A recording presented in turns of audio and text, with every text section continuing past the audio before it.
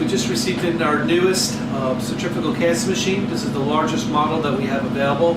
This machine has the ability to take up to a 4-inch diameter by 6-inch length flask.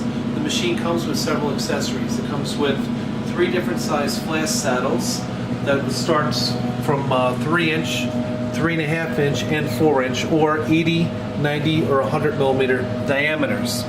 You also have the option to put in a flask saddle spacer to take up the slack for smaller size flasks, and also we can also modify the machine if you have smaller diameter flasks that you're accustomed to. It has a 1 kilo gold crucible and also has a platinum crucible as well. This particular unit is a double broken arm. So you can see right here, the benefit of the double broken arm is that when the machine starts off, the metal is going to go straight into the flask. When you don't have a broken arm, sometimes it's normal to tilt the crucible to adjust for the inertia. So you have a better transition of the metal from the crucible to the flask.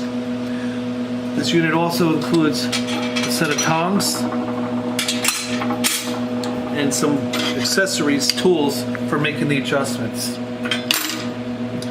This particular machine has an extra feature on it which is awesome. It has a very high-end, beautiful optical pyrometer system from Japan.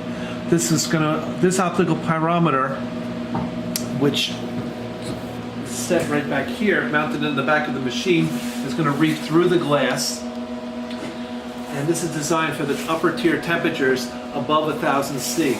The accuracy is plus or minus 2 degrees. And it's just a fantastic optical pyrometer. This is optional. The Romanoff large centrifugal casting machine has a lot of controls over the whole casting process.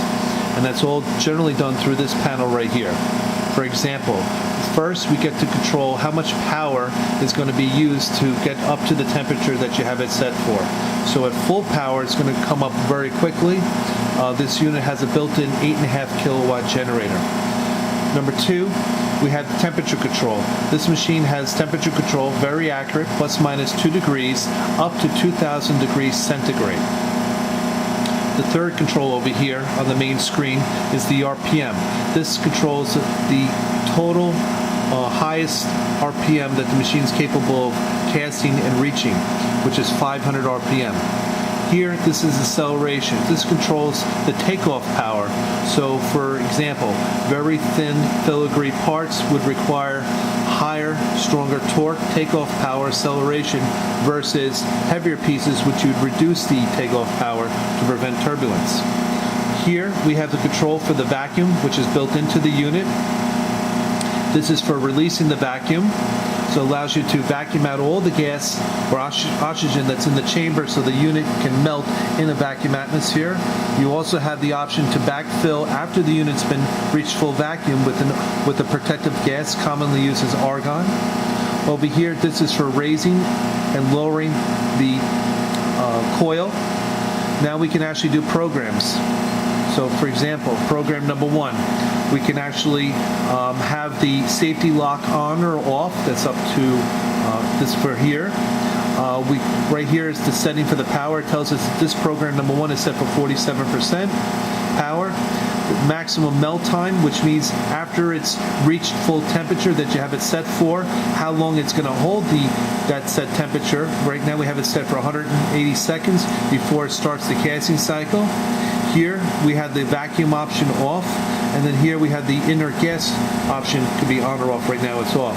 Also, we have the option to preheat the metal. So if we press preheat, we can control the power and also what the temperature would be to preheat the metal. So that would be a situation where we'd actually set it for a temperature lower than the true casting temperature. Therefore, after you put the flask into the casting machine, the metal is already warmed up. Go back. Next, we can control the casting time, 20 seconds. That controls how long the machine is going to spin after the metal is transitioned from the crucible to the flask. This is controlling the speed, the RPM. as we saw earlier, so that reminds us what the RPM is.